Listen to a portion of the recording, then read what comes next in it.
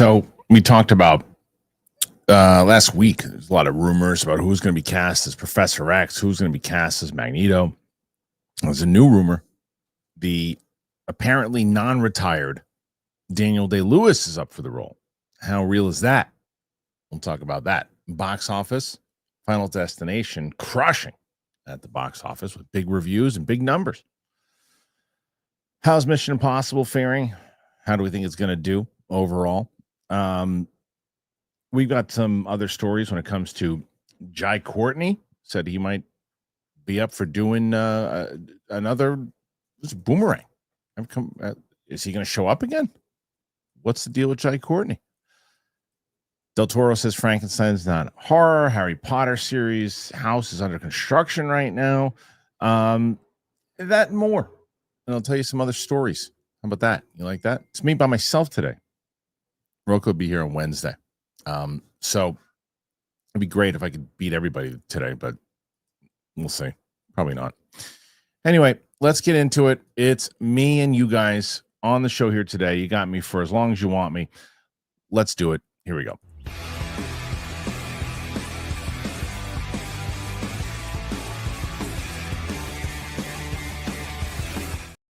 How's it going, everybody? Welcome back to the Kristian Harloff Show here on Monday. I hope you all had a great weekend. I had a good weekend. On Saturday, I went to the Yankees-Mets game. My first Yankee game at the new stadium since being back in New York. I had never been to the new stadium. I'd only been to the old stadium 1,000 times. It was really nice. Good day at the ballpark. They lost, but it was good. They won the series overall, so I'll take it. Had a great time there at my buddy who had got tickets for us. I got there, met a really nice person on the transfer over where I was going, because I wasn't sure. I'd never been to Grand Central before, and going through it's a big freaking place. So I'm like, all right, I think I know where the subway is. But guys, like, I'm walking there, I'll take you. And we were talking Yankees the whole damn time, and it was great. And it was a nice conversation, and the guy was a nice guy. And then the game itself was amazing. Got back, had a couple beers. I ate like an animal because I've been eating really well lately, but I definitely ate like an absolute animal with all the stadium treats. And the cops are coming to get me because of it. But it was really, really good. I enjoyed it. Sunday, we tried to take an adventure out to Brooklyn, me and the family. It was kind of a disaster. Because we wanted to go to this one place. Speaking of pizza places, I'm not even speaking of pizza places. The first time I brought a pizza place in this whole opening. I wanted to go to this place, Luigi's, because I heard such great things about it, whether it was Portnoy and other people were talking about Luigi's, how great it was. So, we go and I do the map out. Let's go there first, get the kids some pizza. And Luigi's is closed on Sundays. Stupid. So we get there and we're like, okay, they're closed. That's great. And we tried this place. It was a Mediterranean place. I was like, okay, this is going to be good. I love Mediterranean food. Wasn't the best. It was okay. The kids loved it. But I don't like dark chicken. I like white meat, and it was all dark meat, and I wasn't, I don't send shit back, so it's like, yeah, okay, just wasn't satisfied. So we drive on out and we go to a place, Atlantic Boulevard, and it was that place was nice. There's a couple things, but my wife was starving, I was starving. We're looking for a place, couldn't find you can find a pizza, you can throw a stone and find a pizza place in New York. Couldn't find it on Atlantic. It was a sit down restaurant. So then we drive to Williamsburg, and I keep hearing about this place, Best Pizza. Everyone's talking about Best Pizza. That is the name of the place is called Best Pizza. So Portnoy gave it like a 9.1. My brother was raving about it. My friends are raving about it. I thought it was terrible. Now, I don't know if it was just a bad batch that I got that day, but my wife and I, they burnt the pizza. It was like black on the bottom. It was too much oregano. It was thin. I was not a fan. My little one loved it. She was pissed off that we were talking shit about it, but it was just not good. I was surprised. I'm usually on the same page with Portnoy's reviews, and I did not like that pizza at all, like at all.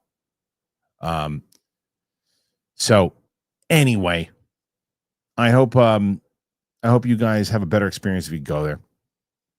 We have a lot to discuss today. A lot of news. So here's what we're going to do. Because I'm going to see Lilo and Stitch tonight, and I'll be doing my out of the theater reaction. And I'll have that out there. I'm going to the city to see that tonight. Who's texting me so much? Who's doing this? Oh, it's Brett Sheridan. That's fine. I guess there's another story too. Blue Beetle story too. Luke and Brett are texting me and I'm yelling at them for no reason at all. They're both super helpful. And I'm saying, who's texting me? Maybe turn your beep off, dummy. Anyway, so what I'm going to be doing is I'm doing the show here. Hopefully, I have 3 questions so far. Let's get a lot today. Ask me whatever the hell you want to ask me. Let's talk about some stories. Let's talk about you got me for as long as you want. So start throwing those questions in there, and I'm going to cover these stories, and we'll take it from there. It's a short show. It's a short show. Up to you guys. Fine by me. But let's get to the first topic, and that was I saw this today, and we had just gotten this whole conversation discussion about this X-Men. And how X-Men was, I think last week it was going to be Coleman Domingo and Denzel, and now there's a new rumor, and it's Daniel Day-Lewis coming out of retirement to play Magneto. I don't know where this is coming from, but we'll see. Is it Jeff Snyder again? Could be. The rumor is that 3-time Oscar winner Daniel Day-Lewis is being eyed to play Magneto in Marvel Studios' X-Men reboot. Once upon a time, casting rumors for the Fantastic Four first steps were endless. Now it's the turn of the X-Men reboot as we have another wild casting rumor to share, this time for Magneto. Josh Wilding says, with Thunderbolts director Jake Schreier set to direct Marvel Studios' X-Men reboot, the rumor mill continues churning out possibilities for the highly anticipated movie, which, for what it's worth, we've heard is currently being referred to as Uncanny X-Men internally at the studio. We're not putting too much stock into these casting rumors, but the following week, Professor X, Jean Grey rumors, there's possible update on the MCU's Magneto. According to My Time to Shine Hello, Marvel Studios is eyeing 3-time Oscar winner Sir Daniel Day-Lewis for the role of the Master of Magnetism. Would he ever really consider a superhero movie role? We wouldn't bank on it, though the same might have once been said for Sir Ian McKellen. It's worth noting that this comes after the insider said no new X-Men cast will be introduced in the upcoming Avengers films because the focus is on giving closure to the original characters. Casting hasn't started yet because director Jake Schreier hasn't officially signed on. That's why Sadie Sink isn't playing Jean Grey. That said, there are 3 roles that Kevin Feige has specific actors or at least types in mind for Xavier, Magneto, and Storm. The names he's considering feel a bit too big to actually land, but you'll see I'll mention them soon. Aside from those 3, I haven't heard of any other actors being considered yet. So while the studio would like Daniel Day-Lewis to play Magneto, no offer has gone out yet. And he's likely just indicative of the type of actor Feige would like to see fill the role in the MCU. After McKellen and Fassbender, we're not shocked to see that Feige is aiming high. Daniel Day-Lewis won the Best Actor Oscar for his roles in My Left Foot, There Will Be Blood, and Lincoln. He's also known for In the Name of the Father, Gangs of New York, Phantom Thread, and The Last of the Mohicans.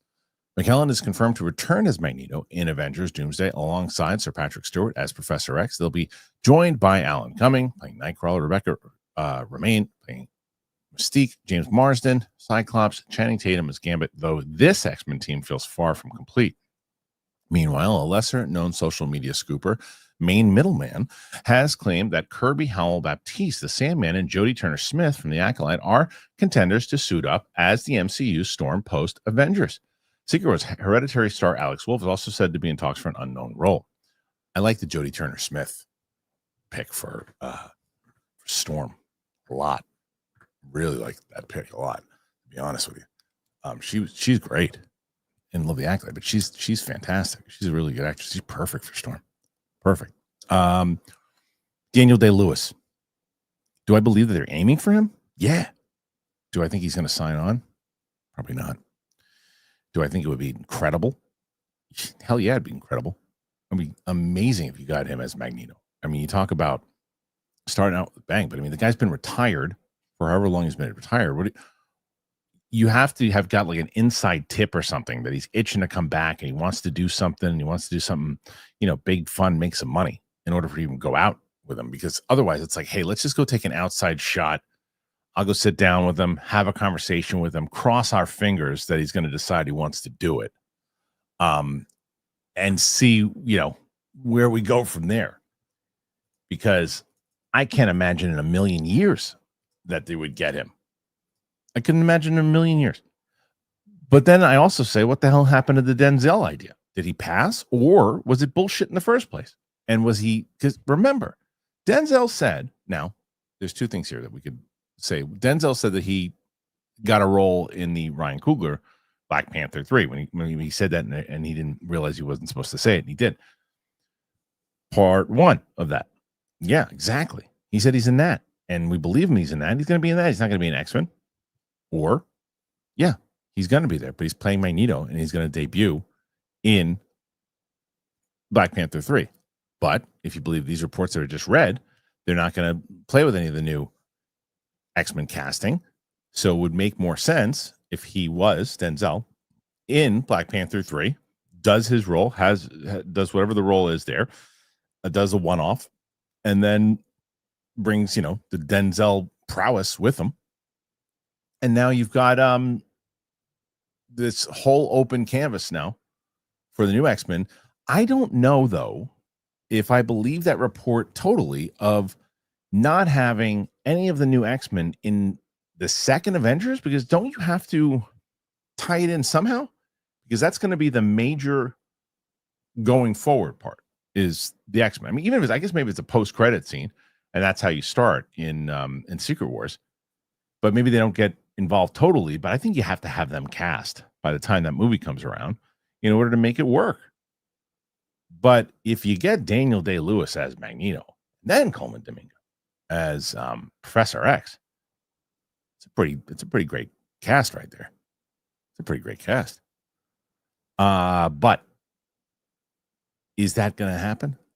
I just think it's so unlikely. But I think it's more about who they're going for Magneto so far, whether it's Denzel, Daniel Day-Lewis. I mean, aim high, Feige. I like what you're doing. Aim high. You got to get everybody back on board.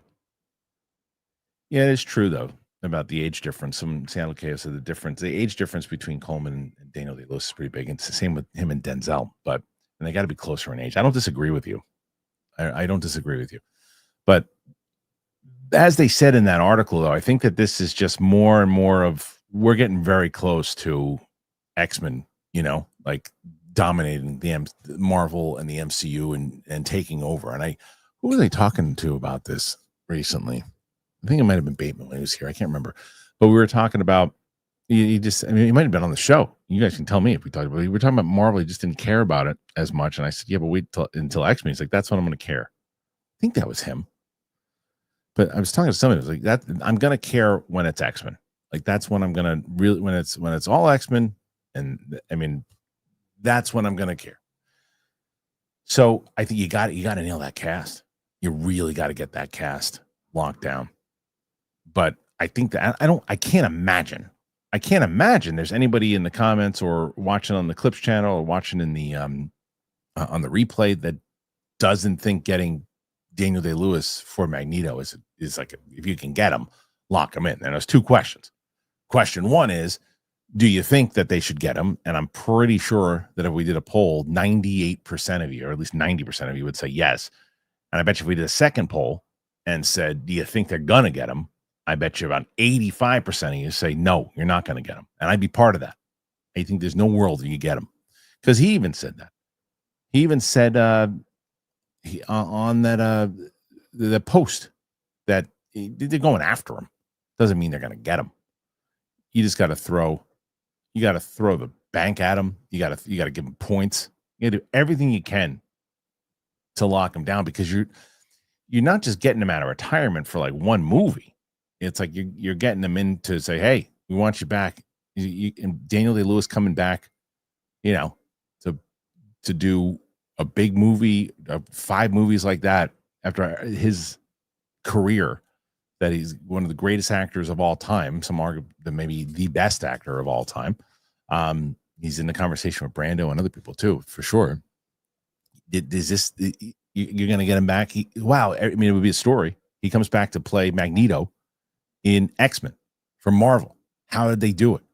It's like signing a big free agent. And unlike Soto, he would actually deliver. Sorry, Mets fans, had to do it.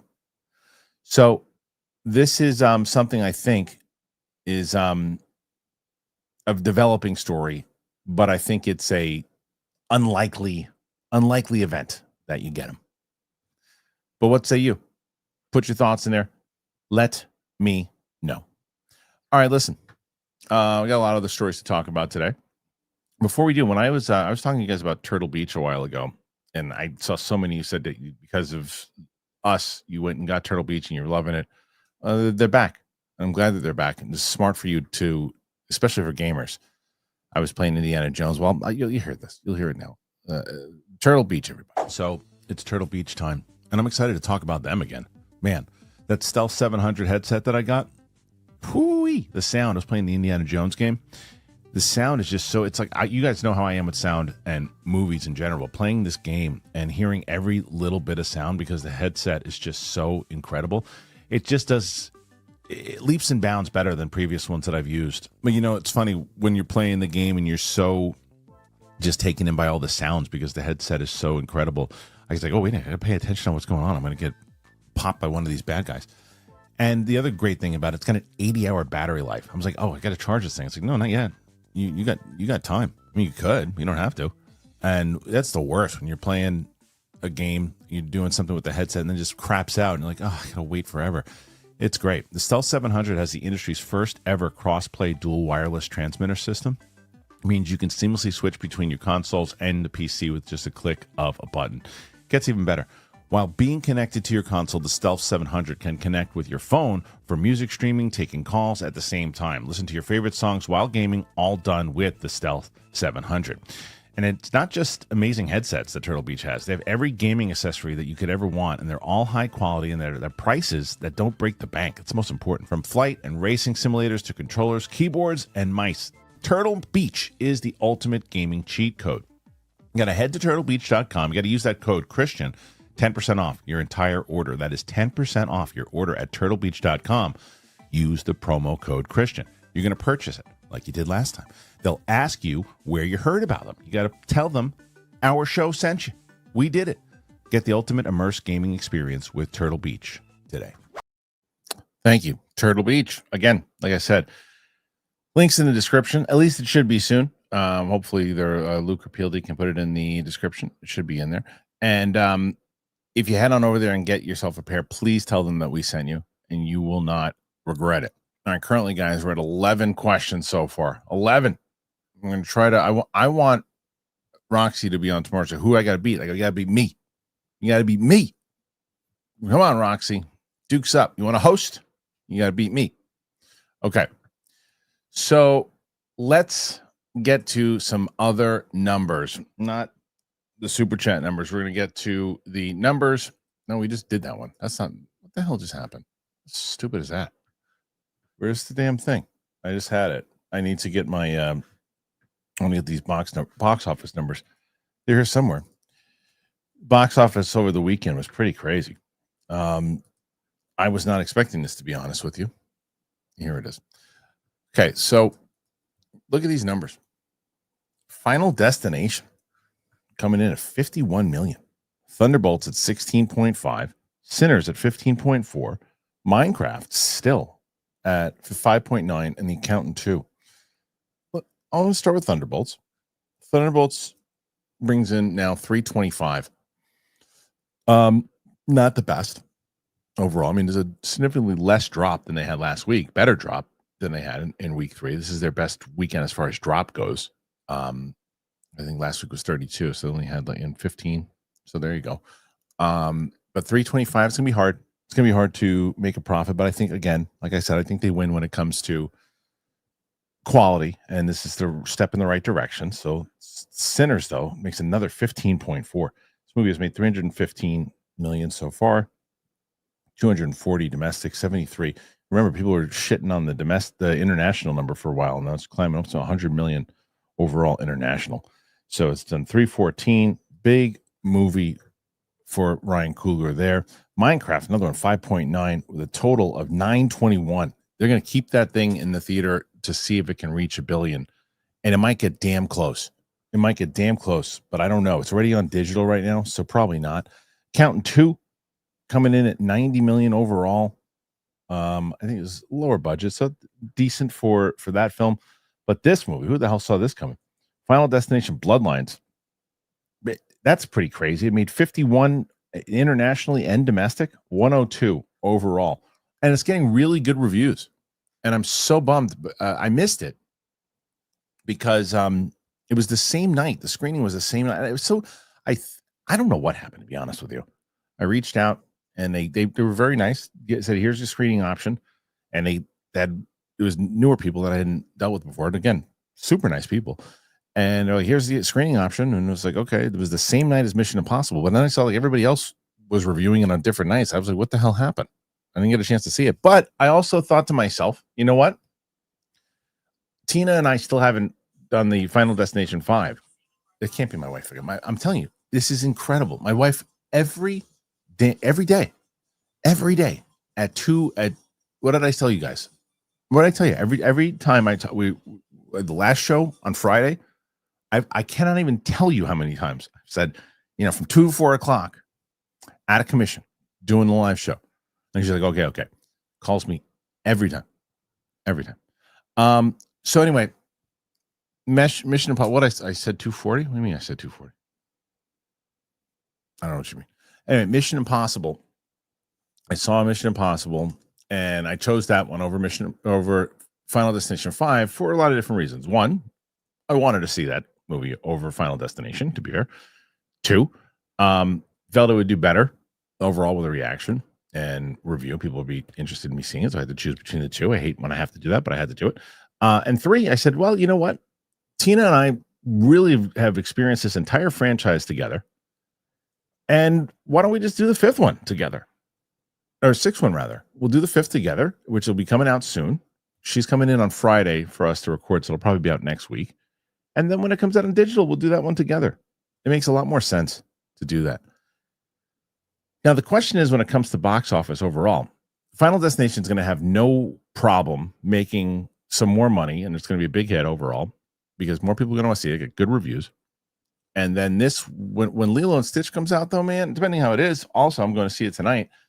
But as I've said a million times over, there are no movies for families to watch right now.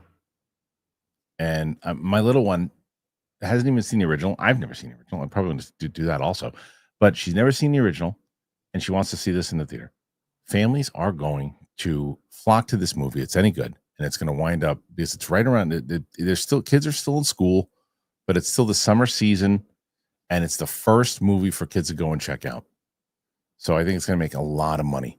I think people are going to and besides just the families, people who grew up with Lilo and Stitch and that want to see the live action version of it and are getting excited about it.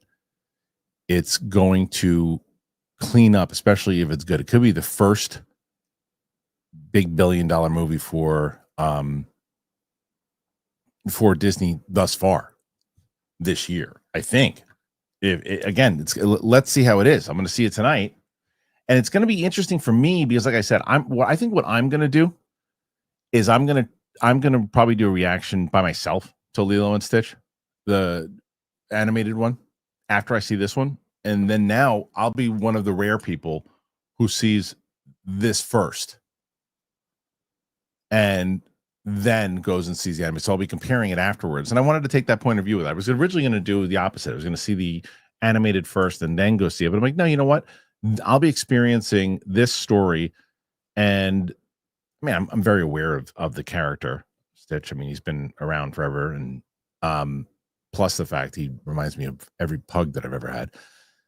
So I'm curious to see how it's going to compare when I see it this way. I saw someone Last of Us, by the way. I didn't get a chance to see it yet. It's another thing. So I get a chance to see it a little early. I couldn't see it this weekend. So I think what I'm going to do is I'm going to wait and I'm going to watch, hopefully, this episode and next week's episode together and release it as one big video for anybody who's asking. And I'll tell you how many people have asked. So far, nobody's asked about Last of Us with my reactions review. So just for anybody in the future that's going to ask, you just got your answer for it. That's it. Okay. I think there's some other stuff that I wanted to discuss with you guys today. And we will get into all of those. I didn't watch the Predator trailer. I didn't see that yet. So the new one, and I'm probably not going to. The Predator Killer of Killers, the animated one. I'll probably just watch it when it comes out. Oh, we'll talk about. You want to talk Jai Courtney? Let's talk Jai Courtney. We can do that. We're able to do that, right? Fine, let's do that. That works for me. If it works for me, it works for you, right? Is that true? I don't want to speak for you, but it's fine. Jai Courtney is hoping for a Boomerang return. Okay. Let's see. How's that going to work? While people weren't fans of his forays into the Terminator, a diehard franchise, Jai Courtney's work in shows like Spartacus and films like Reacher, Divergent, and The Exception fared better. Arguably, his most famous role to date, though, is as Captain Boomerang in David Ayer's Suicide Squad. The actor often one of the best parts of the feature, and unfortunately, one who seemed to meet his demise in the opening of the Suicide Squad. With the recent trailer for the second season of Peacemaker seemingly teasing pocket dimensions, could Courtney's Cap come back in his glory? Appearing Cannes to promote his role as a shark-obsessed serial killer in Dangerous Animals, he says he's recently had a conversation with DC Studios chief James Gunn about returning. Rather, he pleaded for Boomerang to return, saying, I was like, come on, man. Boomerang's cool. And James is like, those rules don't really apply. Just because he dies here doesn't mean it's gone forever, right? And I was like, yeah, hell yeah. So I have hope. Somewhere in the back of my mind, there's a prayer that we'll see more of Boomerang one day. Several characters from the DCEU have made the jump to the new DC universe, including Amanda Waller, Peacemaker, Amelia Harcourt, John Amos, Weasel, and Blue Beetle. It's expected we'll get more insight when Superman premieres on July 11th. I have such an interesting relationship with Jai Courtney because I don't know, for some of you have just been following me recently. Some of you have been following me forever. I was maybe unfairly a harsh critic of Jai Courtney for a bit. I think it was more so that studios shoving people down your throat and saying, this is your next star. This is it. Eat it. That's your star. And you say, no, this person hasn't really earned this. And to no fault of their own, they're thrown into this kind of machine with bad writing, whether it's Terminator or whatever it was, and other things, the Die Hard movie, and you get these beloved franchises, and you look at the guy who's in it twice, and you go, it must be his fault, and it wasn't. And then he was in something else. I think it was an Angelina Jolie directed movie that he did, and it was a supporting character. He started doing, and Sam Worthington was similar. But then I had the opportunity to interview Jai Courtney twice. Really nice guy. Now that doesn't mean he comes in, he's like a nice guy. Oh, nice guy. So his all of his performances got better. And it wasn't the case at all. It was that he started getting different roles, and he was very good as Boomerang. But I was impressed with him as an individual, and then I was really started to get impressed with him with the roles. He made a good switch in his career and how he's taken stuff. Now, as far as Boomerang, I think Boomerang could come back, especially if you watch that trailer on Peacemaker season 2 and the way that they tease it at the end. But you got to be careful, though. Again, with MCU just really got mud all over their face with all the multiverse stuff, and it takes away from emotionally attaching to things. Like, oh, well, it doesn't matter the person. Like, even James Gunn just said it. He's like, yeah, just because he's gone doesn't mean he's gone forever. It kind of sucks, it kind of sucks that is a realistic rule for a lot of these things. You're like, oh, okay, well, just because they died doesn't mean that they're dead forever. And even though you got really sad about that, now you can be happy they're back. It's like, well, I shouldn't have gotten sad.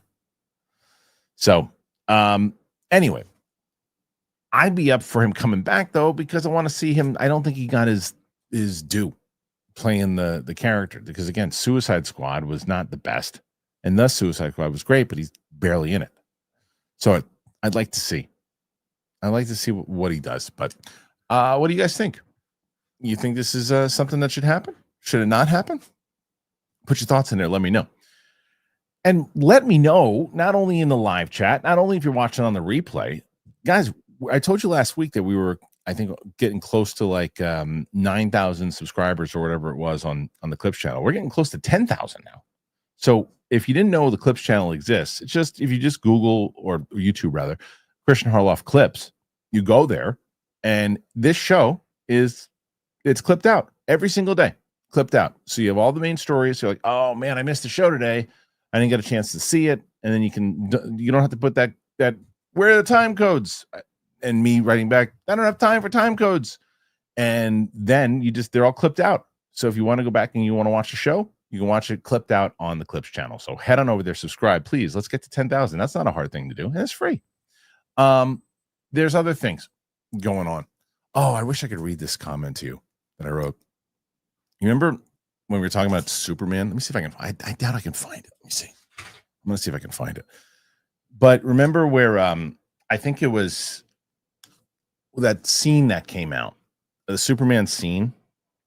And I thought it was a little goofy, and people were giving me shit about saying that it was goofy. Don't you have a dog and blah, blah, blah, and you're a DC hater. Why do you hate DC so much? Why do you hate Superman so much? Yada, yada, yada. All that crap. You know, I got that. And then even though I liked the first trailer, and then it bounced back and forth. And then it's like, you know, I said, there's the two extremes. There's the idiots that if you don't like it, then you're a hater, and if you love it, you're chill like all that. But I was in a mood last night, and where the hell was it? Let me see if I can find it. I don't even know. I was walking around my kitchen. I saw a stupid comment. Then I realized there was a lot of them, so I didn't respond to all of them. But there was one. I posted a short, and again, I was in one of my really stupid moods, and it was where the hell is it? What is that? That's not what I want. And it was one of those Superman ones I put out, and let me see if I can find it now. I have to find the actual thing. But once I do, let's see. I gotta look. It's gonna take me a second to find it, but I'll find it. And I don't even know what I wrote, except that it was just a bunch of nonsense. And I responded to, and I like responding to nonsense with nonsense. Does that make sense? I think so. I don't know if I can find it. There's a lot of comments on here, which is good. I don't ever understand how these freaking shorts work, man. Like some of them you think, oh, that one's people are gonna find that one, and the algorithm goes, nope, we don't want anyone to see that, and then they just throw a bunch of other ones to people. But I guess this is the one they wanted to show people. They want people yelling at each other, which is fine. It is funny to see how many already this movie's so controversial.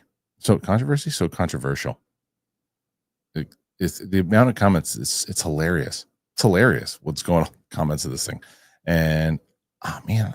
If someone said I hate it so much, I will say though, there is something of people who actually like just normal comments who just said just doesn't look good, which is fine. That's people's opinions. I think that's totally fair to say. If you want to say that, it's just a matter of you get idiot comments. They're like, how much did you get paid to watch this? How much did you get paid to say you liked it? I was like, well, wait a minute, but you didn't say I got paid when I didn't like the last scene. Why didn't you say that there? They don't pay you to say that it looks goofy. The dog jumping around. Man, this is pissing me off. I can't. There's a lot of comments on here. Which is a good thing, I guess. Oh, there's another idiot, Tom Sullivan. Paid reviewers? Huh? I wish. Let's see. Where's the next one? God, there's some dumb people in the world. Let's see. I can't even find it. Oh, damn it. I must have went right past it. How did I get right past this? Well, anyway. I didn't find it, guys. I don't think so. I was hoping that I was going to find it, but I didn't find it. And I didn't. Oh, well. If I find it, I'll have to take the... I'll have to find it and do the, screenshot to it. But I was excited with myself. I thought that I was going to actually... Is that it? Nope. What the hell with it? Couldn't find it. Who is now? I can't even. I don't know what's happening. All right. Well, that was a whole lot of nothing. It was like just me I was basically venting to you guys what happened yesterday, but it was a ridiculous comment that I wrote back with, and I had fun. But that's it. All right. Here's the next one. What is this? We did that one? Oh, we did that one. What do you guys prefer? Do you prefer me there, or do you prefer that? Let's start with that before I get into the next story.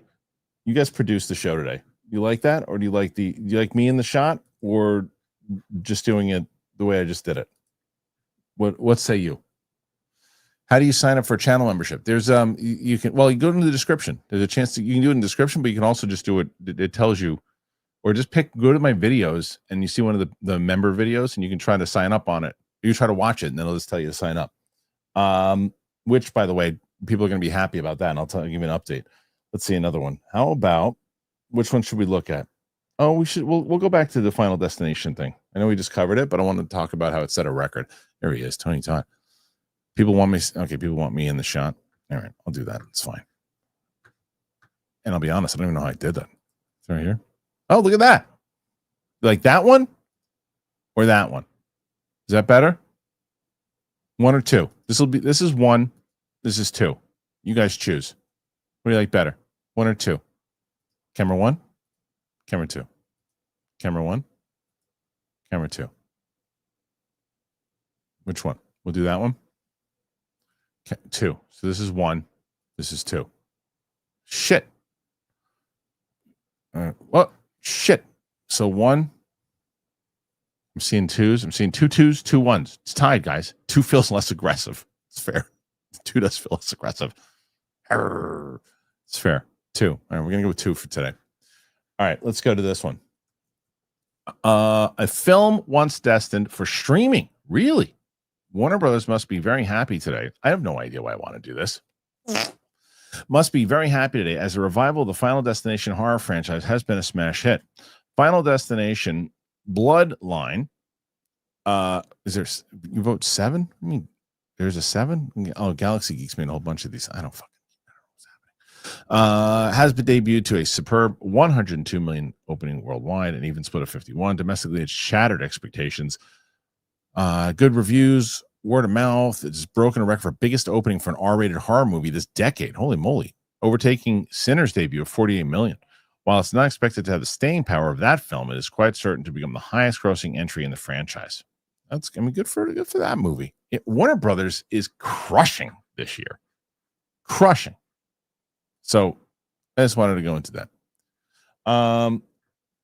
Anyway, I just wanted to, the fact that it broke some records. What else? Is there anything, other big stories that are going on that we really, I'll have to go into that.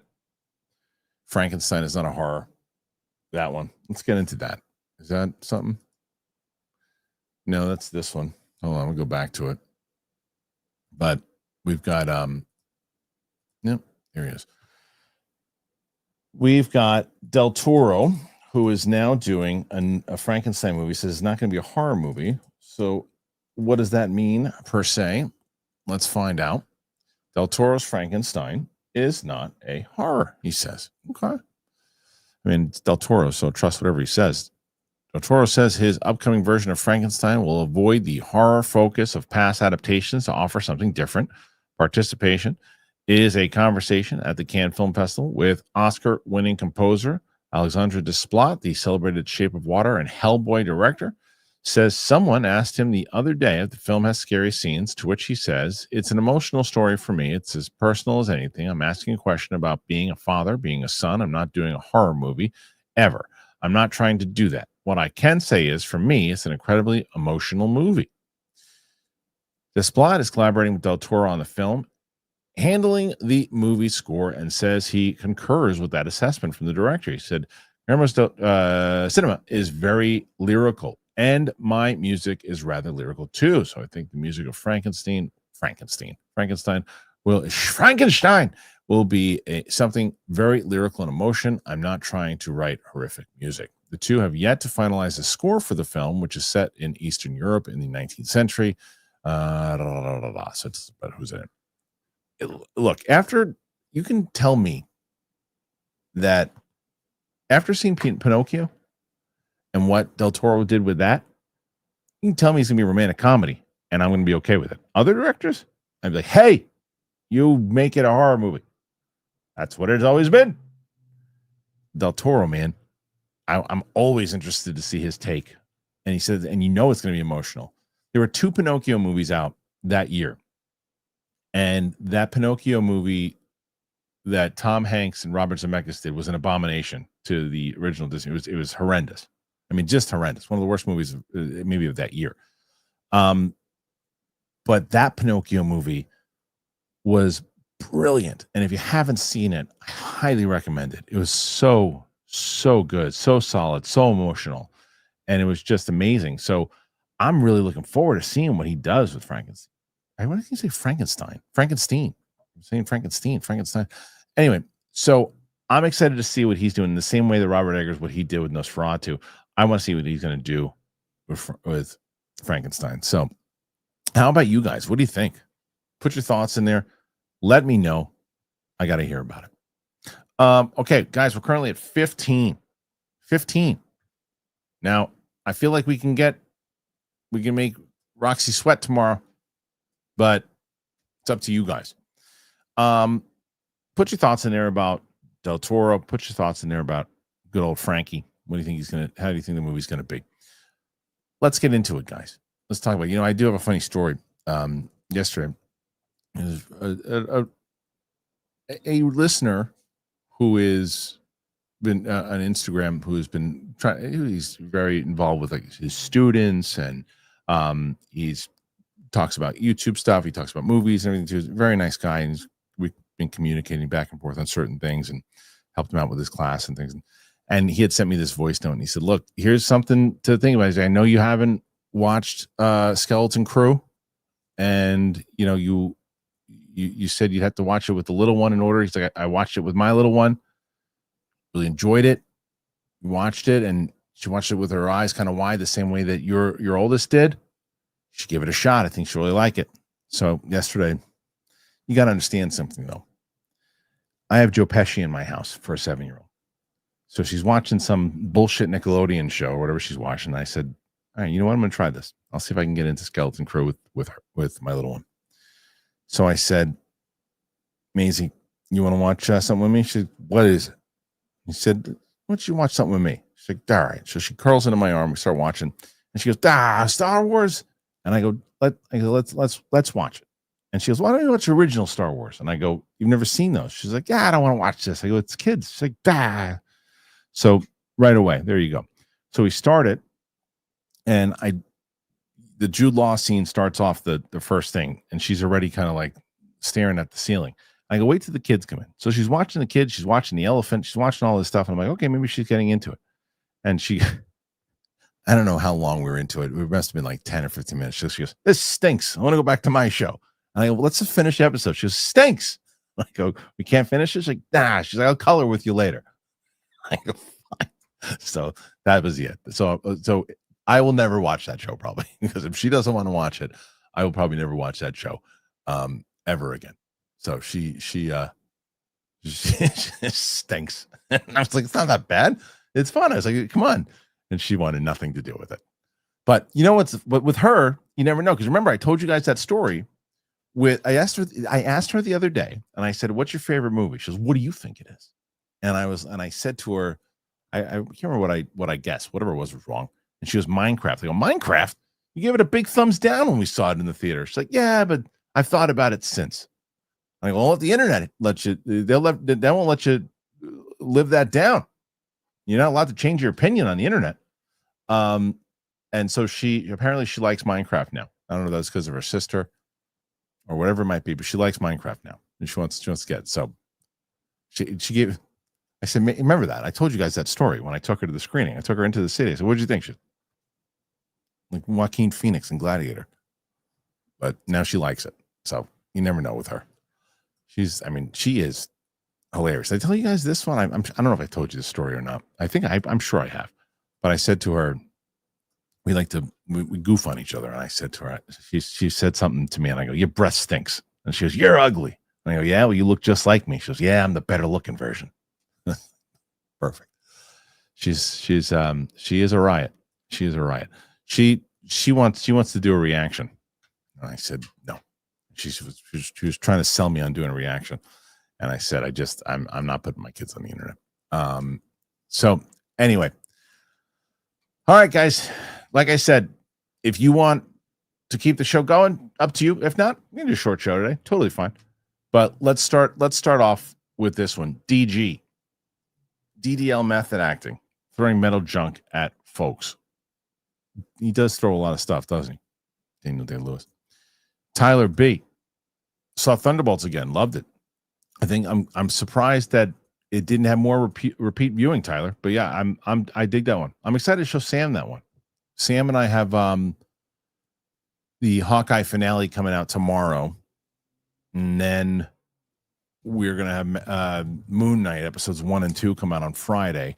We'll finish up Moon Knight, and I think Doctor Strange Multiverse of Madness is after that. So we are going to do, so we're going back and forth on what we're going to do. We are going to do Ms. Marvel, because I think it's relevant. She's going to be too confused if we see, she's not going to have the same emotional attachment when the Marvels does come out. She's got to see Kamala. She has to. Kamala. So that one, we're not. I at one point I posted and said we're going to do She-Hulk. We're not doing She-Hulk. I can't do it, guys. I can't do it again. So, and it's not relevant to anything right now. And we're not doing Secret Invasion. But I think we're doing everything else. I think. Anyway, Greenie from Oz. As much as I'd love to see it, but Daniel Day-Lewis as Magneto kind of feels about as likely as the Tarantino directing Star Trek story. That was close. That was close. The question is, because I think he was signed on to do it, or he was talking about doing it. That was close. This would have to get close in order to be even close to that story. I don't think it's going to get that close. Noah C. Happy Monday. The studio looks great. Thank you, Noah. Thank you to Brett. Brett worked hard. Curious to hear your thoughts regarding the music of Andor seasons 2, given your love of soundtracks. I liked the second season soundtrack. I think it was relevant to what they did. I think, and it worked. And this is the thing, and I've said this many times over. I'm going to tell you, I'll get you in a second, buddy. There are certain shows that I think need to infuse the John Williams stuff, right? Anything with Jedi should infuse some themes and make it your own. I think they could have used some infusion in this, but it wasn't as necessary as say Obi-Wan. They didn't. I mean, the only person that's done it really well is Kevin Kiner, who's the best. But I liked it. I liked what they did. I really liked what they did in this for sure. So Tim Sim, what up, Tim? Catching up with the last 2 episodes of Andor after coming back from Vegas trip, but I'm confident to say this season's 4.85 as one of the best Star Wars shows, no doubt. It'll be interesting to rewatch Rogue One and A New Hope. Absolutely, Tim. You and I are not always on the same page when it comes to Star Wars stuff, my friend, but we are on the same page for this one. It is easily one of the best. I mean, not only one of the best Star Wars shows, one of the best Star Wars pieces of content that they've done in a very long time. And I actually think that watching Andor season 1, season 2, Rogue One, 4, 5, and 6 is a very new, interesting, great experience in general for people. Now, when Sam finally watches Star Wars, I don't know if I'll be able to do that because I don't know if I can get her to invest all the way into Andor without really kind of know what's going on at all. But it'd be hard. It'd be hard to try to watch all those again with her. But eventually, I don't know. We'll see. Thank you again, everybody who's been putting the questions in. We're at 19 already. I'll take it. Fascia Bruta. Grazie for being a channel, platform, and that is a positive space. Thanks, man. Positivity isn't about loving everything. It's about being honest. Grazie, Paisano. Thank you. And I'm glad you said that. That's what people don't understand. That's what people don't understand. Where did that go, Fascia? Where did it go? The fact that you can have the conversation. I thought the conversation that me, Winston, and Coy had the other day about when it came to the Magneto and Professor X thing was, to me, what I like to do on this channel. I knew people in the comment section were going to take it the wrong way and they were going to go crazy. And I looked at some of them. I looked at some of the comments and I said, it's just predictable. I can't do that. But the conversation itself was what I was talking about. You can have a conversation about whatever it is and treat people like human beings, right? Like I said, I really wish I could find that comment. I don't mind if you look at the Superman trailer and you say, hey, I think it looks like shit. I don't like it. It's not anything I want to see.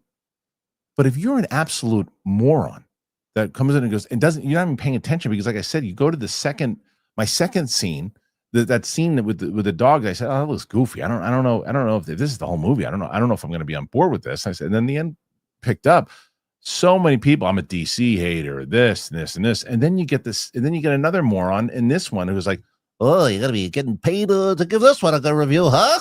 And it's like, hey, moron. Here's the thing, and I said something along the lines. I don't remember what it was, but I was like, no, you can't be this stupid. I said, do me a favor. I said, I promise you, you're a good person. Look into the mirror and tell yourself, like, Stuart, people like me, and you're good. And then jog, and then go and buy yourself some eggs and make a great omelet. Make that omelet, turn it around, and then, you know what, do a little dance. Why don't you do a little dance and make yourself feel better, and then just spin around, jump up and down, eat some jelly beans, do whatever you need to do, because what you're doing with your life right now sucks. And something along those lines, like that. And then he just made this face. That was it. Just like that. But anyway, I don't know what the hell I was talking about. PLD came in and messed up the whole thing. Unbelievable. The guy thinks he loses 100 pounds and he can do whatever he wants. Unbelievable. He looks good, though. Tim Sim, that said, one of the few here who likes the other Star Wars show that others find lacking. I'm not against more mature content, but I don't want to lose the more lighthearted, wonderful, and fun content if they can be done better for more folks. I don't disagree with you, sir. I don't disagree with you that I don't think everything should be mature, dark, and all that. I agree with you. I just think it needs to be well written. And I think that that's the case, is that we haven't had well-written stuff. We need more well-written, detailed stuff. Take these characters, and I use this example all the time until I'm as blue as these walls. There's a scene that you're like, oh, you freaking had it in Obi-Wan, when he's talking about his brother. In that's when he's talking, I think he's talking to the young lady, and he's telling about her brother, and like, get more detail. Go into that stuff. Let's get more detail, and let's build these characters out. Instead, monsters and running around in the forest and all this other nonsense, and there's no depth to it. And these 25-minute to 30-minute episodes, Andor had time to breathe. 45 minutes to 55-minute episodes, you have time to breathe. If you make this faster, so much quicker, this is what George says, and that's it. That's going to be the problem. You got to have better writing. So we'll see what happens. Murphy-Durf. I understand the love for Andor episodes 8, but to me, 9 might be the best single hour of Star Wars ever. What I love about all of that is that you can make the case for 8 being incredible. You can make the case for 9 being incredible, 10 being incredible, 11 being incredible, 12. It's like a boom, boom, boom, boom, boom, boom.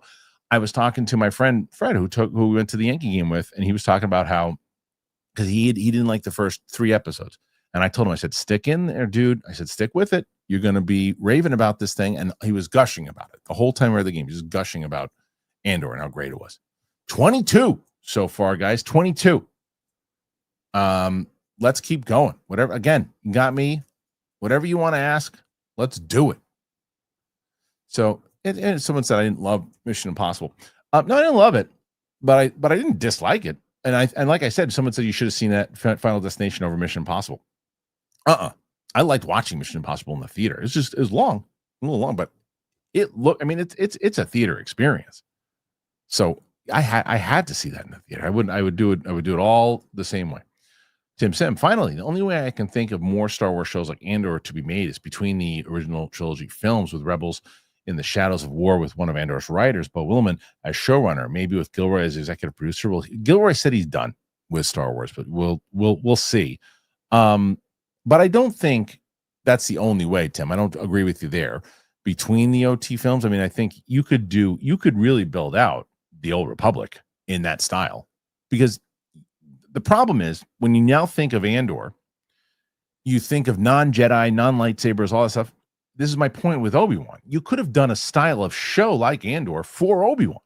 You could have made that. Now, not every show should be as dark and serious. And I agree with you, Tim. You should have that more fun vibe. Like Mandalorian has that fun vibe. Even with Mandalorian, though, season 2 was pretty phenomenal. And I think that you could have, again, made those a little bit more layered. Season 3 definitely suffered from them getting more into the animated writing side of it and less about like I always bring up the Katie Sackhoff sign was when she had this speech, and she in her interview, when I interviewed her, she talked about it, and it was this speech that she was going to give to all the Mandalorians was cut down dramatically. You got to give the characters time to build and have moments like that. And that is what I hope happens. And you can do that in the Old Republic. It doesn't have to be in between the OT films. 26 questions. All right, you guys are coming in hot now. Mike Joyce, looking forward to your Bloodlines reaction. Some of the kills in it are brutally awesome. CGI is atrocious, though. Which one is? I don't even know. Am I had such a brain fart, by the way. What is Bloodlines? What the hell is it? Oh, Bloodlines, Final Destination. This morning, something happened in my house, and I needed to. It was a code I needed, and my brain just went out. And I do this code every day. As I just code it, nope, you're not going to remember the code right now. And then I remembered it after it was too late. I was like, oh, oops. Some of the kills are brutally awesome. CGI is atrocious, though. Can't be any worse than that 3D one. That thing was terrible. Really, really bad. But I'm excited to see the movie. I am. Especially excited to see it with Tina. We get to watch the whole franchise together. Tim, to clarify, I'm not against the lighter, more fun and adventures content to be made with the strap, or the more and/or creative execution and/or character development. Hope everyone has a great weekend. I agree with you, Tim. I think that's lighter, more fun adventure just has to have that kind of stuff. We're on the same page here, but absolutely, it's please just treat every show like you're trying to make award-winning stuff, and you want to but you want really good quality. You can make shows. If you're going to do shorter shows, you can still make it detailed. You don't always have to have a big CGI monster in the middle and they're battling a big CGI monster that takes up 6 minutes of the freaking episode. You don't always have to do that. And I'm so interested to see how Ahsoka season 2 is going to be. That's going to be very telling in general. Okay. Let's see. I'm seeing a lot of people did. I guess I'll just put myself in the shot from now on. What does that say? What has someone said? Someone, okay. Again, you guys were at 29 so far. Okay, I'll take it. I think Roxy's wiped the floor with me tomorrow, but still. Kristian Unpronounceable, have you started watching Murderbot yet? No, I had an opportunity to watch the whole season about a month ago, and they reached out to me in potential interviews. I just, my schedule is so, it's tough. It's tough to get to this stuff. And is it any good? I'm curious to hear it's got. I was excited about it. Excited to see how it is. No, I know someone's in my. Listen. My little one is a pain in the ass when it comes to movies. We're trying to get her to. I tried to get her to watch the original Lilo and Stitch. I tried to get her to watch so many things. Let me see if I can get her on the phone. Let me see. If I can get my. Let me see. I'm going to see. My wife will pick up because let me see. I'm going to say two things. Let's see if I can get the little one on the phone. I'm going to try because she's homesick today, by the way.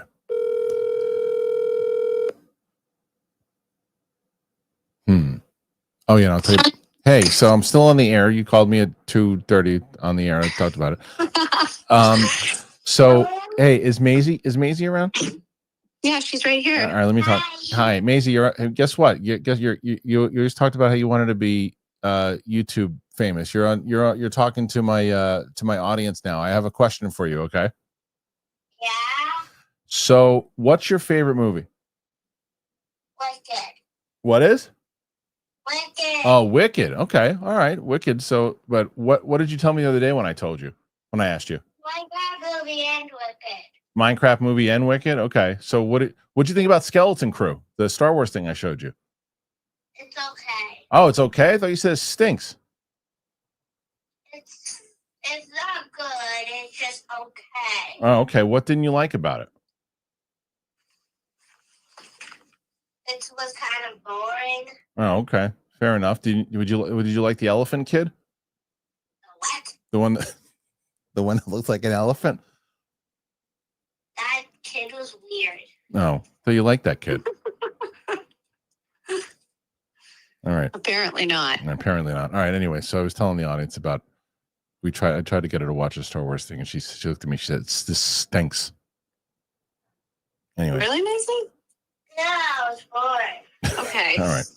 And Maisie, so how about some other classics we try to get you to watch? How come you never want to watch anything that we get you to try to watch? Easy. Well, forget it. answer Daddy. Well, what did you say? She's really locked into this. I forget it. All right, I'll talk to you later. Bye. I told you. That's Joe Pesci. RJ McReady, is Andor the best Star Wars since Empire or since Return of the Jedi? Best written? Best written? I think it's the best written since Empire, yes. Greenie from Oz. It also has more opportunity to be. There's just more of it. Greenie from Oz. Del Toro and Frankenstein, such a good combo. Agreed. Tyler Pfeiffer. Sam will love Agatha all along, I think. I think so too, but because I reacted with those with Sadie and it was so recent, I think I'm just going to have Sam watch that on her own. And I don't know if it ties into anything also. So I don't think I'm going to rewatch that. I'll ask her. She really liked WandaVision, so I'll probably have her watch that on her own. She said she would watch some of the stuff on her own. Alex, what's up, man? Where you been? Beyond happy you decided to do Miss Marvel. Yeah, I just think it's kind of have to. I like that show too. Jeremiah Wise binged Mobland this weekend to catch up. Kristian, whenever you get around to it, you're going to love it. The cast and writing are awesome. That one for me, Jeremiah, is just me. I just got to find time to watch it on my own. What I need to do is my next thing I'm going to watch by myself is Squid Game, and I'm going to review it for the channel 1 and 2, so I can then do 3 reactions for sure. I don't agree with you. Someone said civil discussion. It doesn't exist anymore. It does on this channel. It does with people who want to be human. That I don't agree with. That doesn't exist anymore. No, I think if you look at majority, because social media is atrocious, that you're going to see a lot of trash and people going after each other, but doesn't exist anymore. That is just straight up false. It exists. You just got to find the people who actually are civilized humans to do it. But yes, it does. It absolutely exists. Okay. The Real Red 5. I popped an edible and watched Lord of the Rings War of Rohirrim and Rohirrim, whatever, who cares, and was pleasantly surprised how good it was. I liked it too. I think me and you, The Real Red, are the only 2 people in the world that liked it. Matt Serra gave me so much shit about that movie. I like that movie. Also, what order are you going to show Star Wars to Sam? I don't know. I'm battling with that, but it's going to be quite a while before we even do it, because I feel like this is what I'm going to do. I think that I'm going to do Marvel, finish it up, take a break, and show her 1 or 2. Whether she's never seen the majority of Christopher Nolan movies, so I'm going to show her like Inception or something else, and then jump in probably to either the X-Men, and then maybe Harry Potter, and then Lord of the Rings, and then Star Wars. She's dreading Star Wars, by the way, but I don't know if we'll get to it this year. I think that we probably get to it closer to when Mandalorian and Grogu come out. So we got to see. Okay, Armada. How you doing now? You know, Bell Biv the dough. Bring on the nonsense. Now you know. Thank you, Armada. You gonna have dice on the show? Also, Warfare reaction.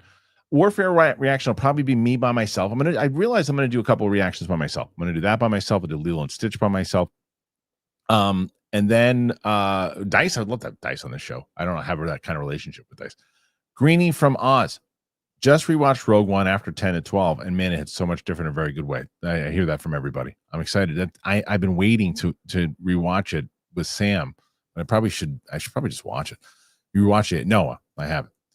All right. Let's see. Any trailer out of can that you enjoyed? I haven't watched any of them. I told you that there's a new rule that I've set for myself. Unless there's something that I'm going to react to that you guys, and we're going to talk to, or something that I have to watch for the channel so we can discuss it, I've been avoiding trailers because I know I'm going to see the majority of these movies. So I'm going to walk into the movie not knowing anything. I like not knowing anything about these movies. 33. With the potential that we're going to get the hell out of here soon. Unless you guys want to, is there anything else you want to talk about? Noah C., how would you recommend someone getting into Star Wars if they've never seen it? Do you start with the OG trilogy and backtrack? I feel that Andor Rogue One hits differently because I knew where it was going. Yeah, I mean, it is interesting. If you can get, because look, Andor is one of these things. If someone's never seen Star Wars, though, and they can lock in, and they're not expecting, just pew pew and lightsabers and all that stuff. If you can get someone to lock into Andor season 1 and season 2 first, it might be the way to go. 1, 2, Rogue One, 3, 4, 5, 6, and then potentially jumping back to 1, 2, 3, and then if you want to watch 7, 8, 9. But yeah, that's kind of how I would do it, I think. Did that one. Okay. Let's see. And now we got Sean McCabe.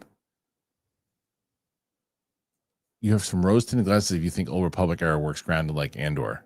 That you 100% could do that with all of the darkness that is going on in that show, with all of the politics that's happening between both the Sith army and the Jedi army.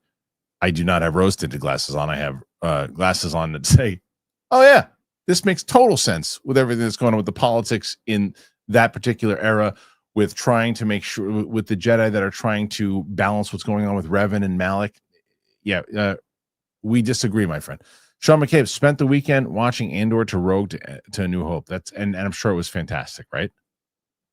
I'm excited for that one. Okay, let's see. Armada. Maybe Tony Gilroy writes and directs the next Bourne. Okay. I mean, anything he does, I'm down. Larry Kortowitz, did you get to see Flight or Fight? No, I was going to watch it this weekend. Actually, it was like Crank but on a plane. Some really crazy kills and a decent story, but doesn't take itself too seriously. No, I didn't get a chance to see it yet, but I do want to see it. Anything else? Let's see.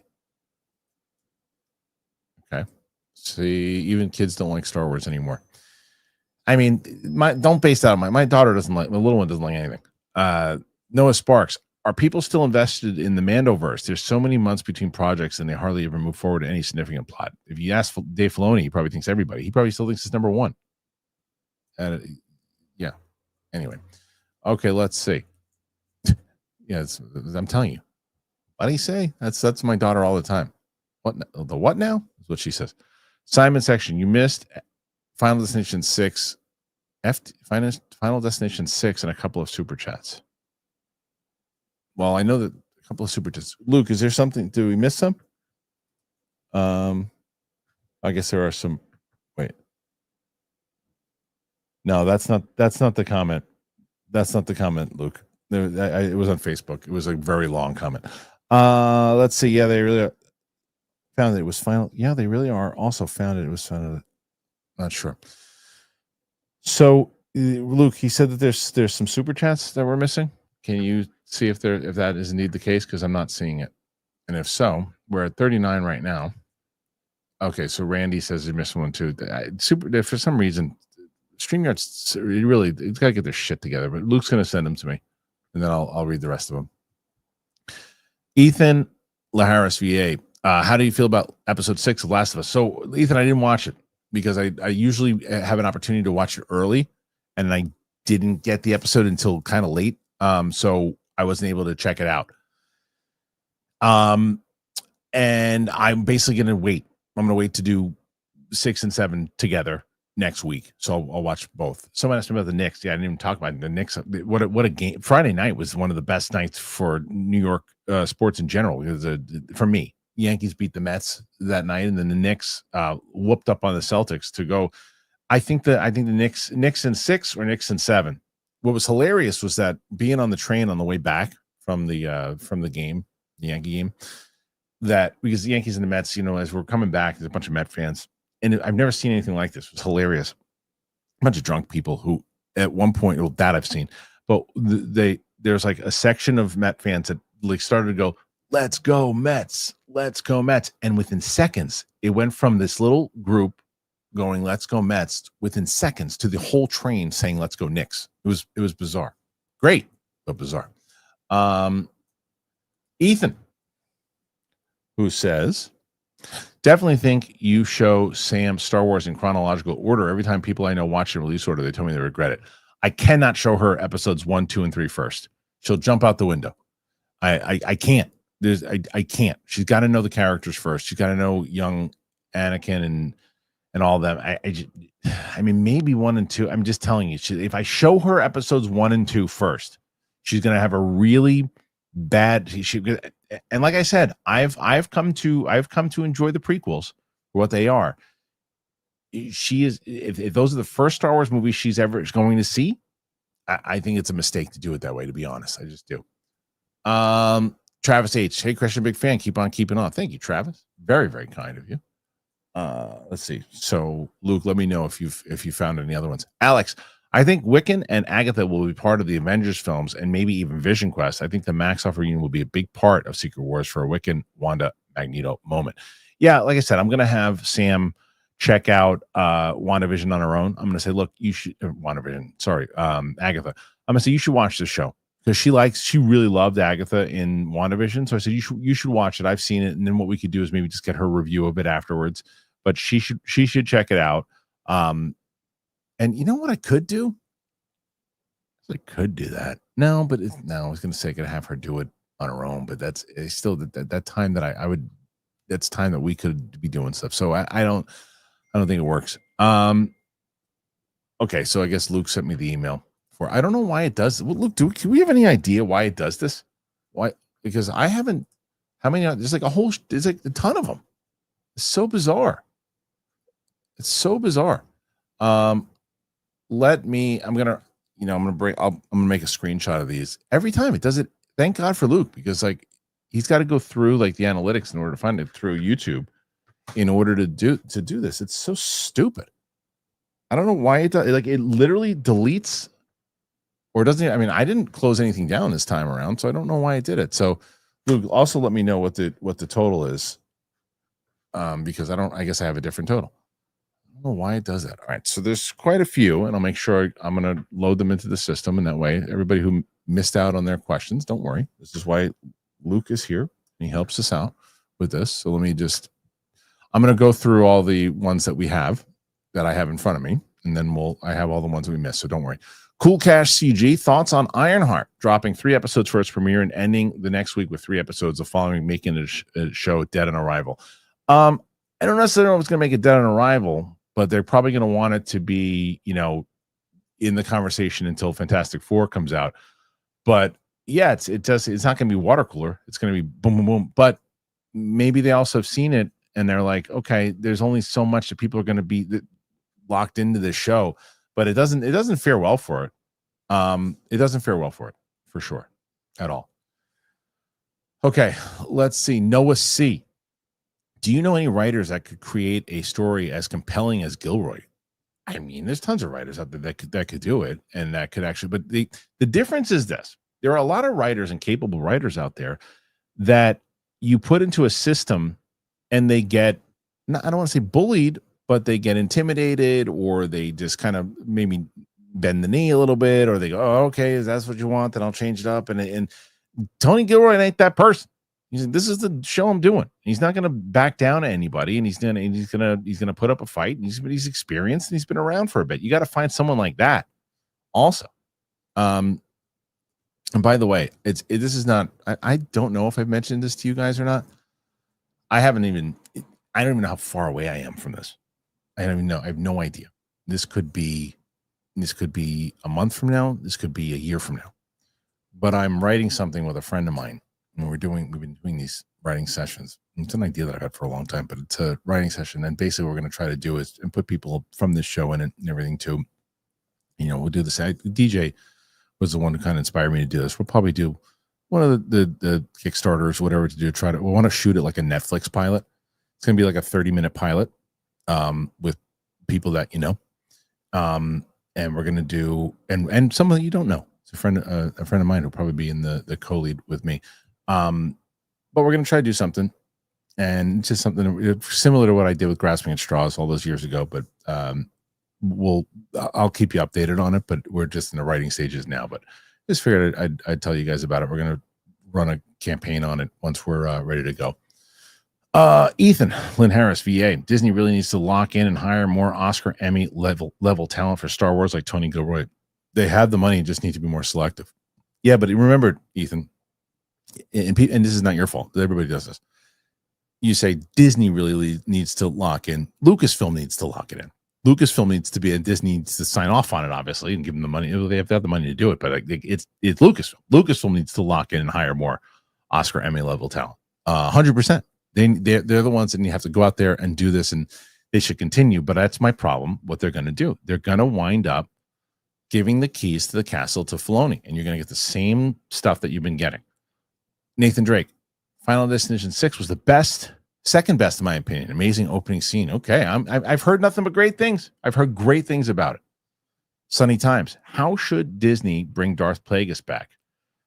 If they okay, so this is another one. By the way, you could do an Andor style show, not after in between the. This is again, Tim, to go back to combat you a little bit, bud. You could adapt the Darth Plagueis novel, make it 6 episodes, just like the tone of Andor, and you can just adapt the Lucino novel. How they haven't adapted some of their novels is crazy. I've said this a million times over. All right, Ethan Harris. 0 chance we get Daniel Day-Lewis. Wish we could though. Yeah, I'd say a 1% chance. I never say 0, but say 1. Okay.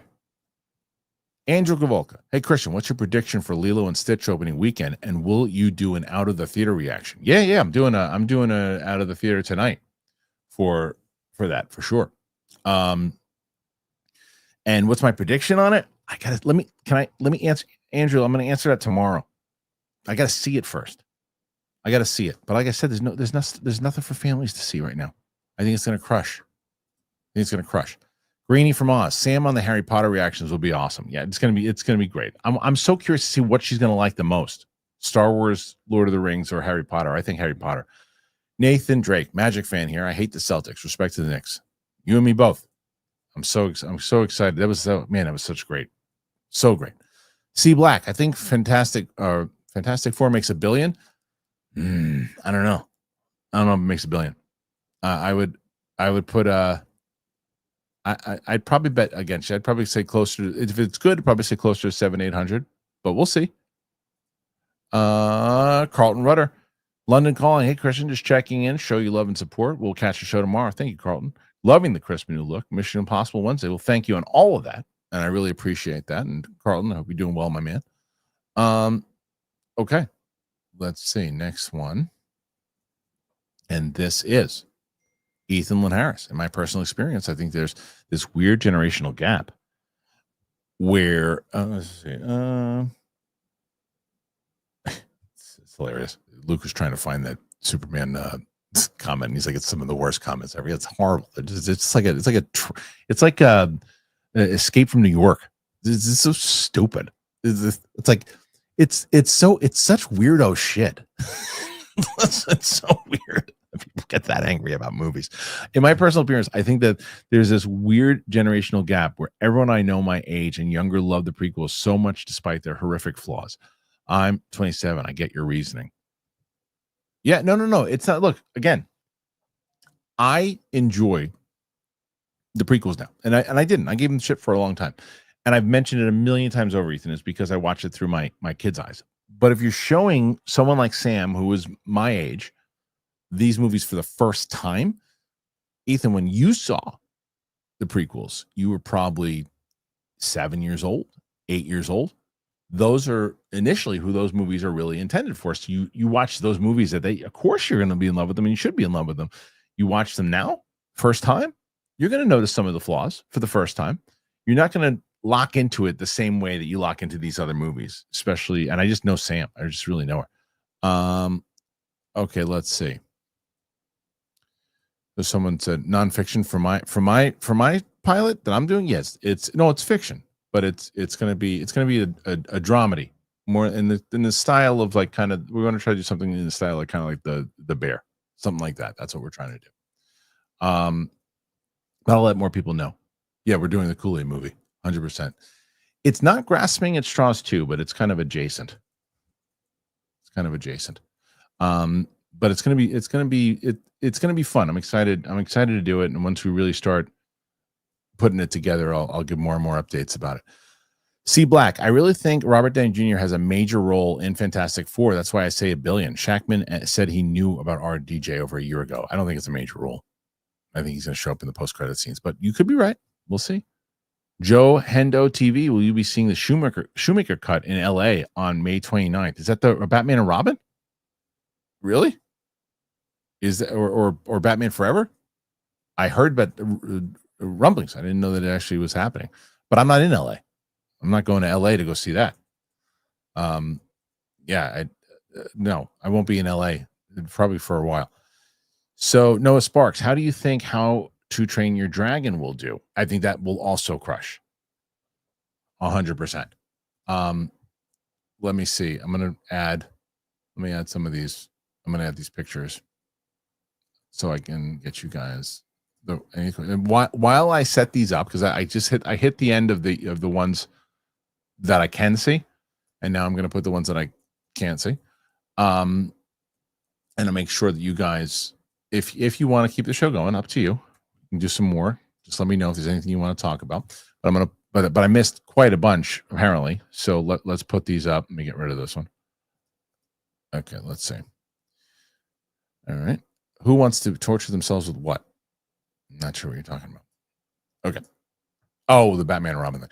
Okay, here's the first. Mad Sinister McKellen. Daniel is wearing the helmet at the dinner table. Oh, wait a minute. This must be this. I have to watch this one first, right? I'm not sure.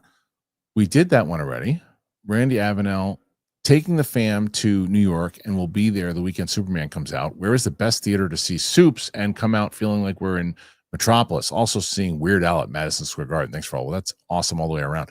I wouldn't have been able to answer that a year ago, but I would tell you that I like the IMAX in Times Square. I like the Lincoln Center one also. I'll tell you where I saw Wicked was the what is it? Union Square. What's the Regal? That's a good one too. So you can't go wrong with any one of those three theaters. I would say for Superman, one of those three for sure. Okay, let's see. Where's Austin B throwing some support since you're flying solo today? Thank you, Austin B. Christian Unpronounceable. Let's get this started. That's very kind of you. Again, you guys are really stepping up today. I really appreciate it. Matt Sinister Macau. Daniel is wearing the helmet at the dinner table. I think, did we miss one there? Like a first one? Maybe missed something there. Simon Section. I would have preferred Daniel Day-Lewis. Oh, I don't know. Oh, I see what you're saying. Never mind. Daniel Day-Lewis.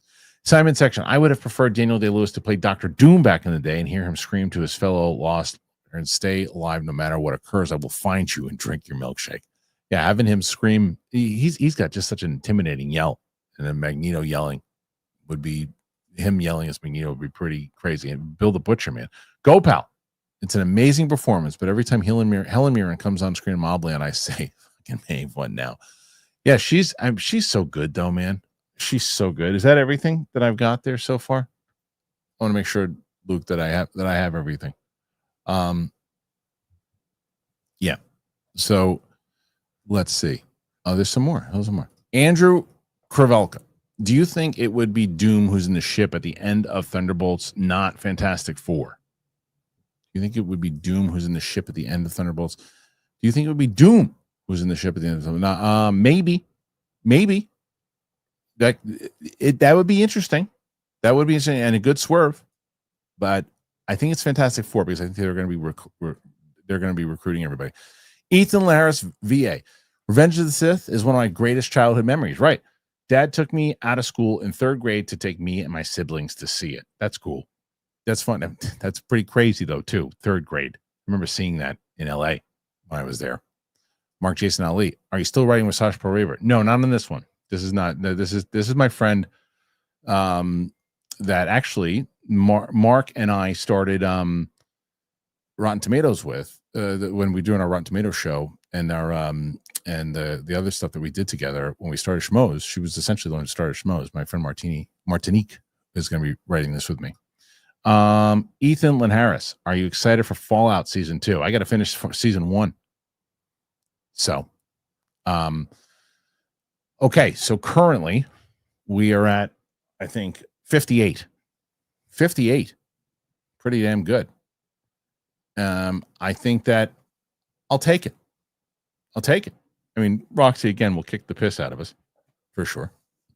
And let's get anything else you guys want to talk about. Let me know. If not, then make sure you head on over to the Clips channel, Kristian Harloff Clips. We're almost at 10,000 over there.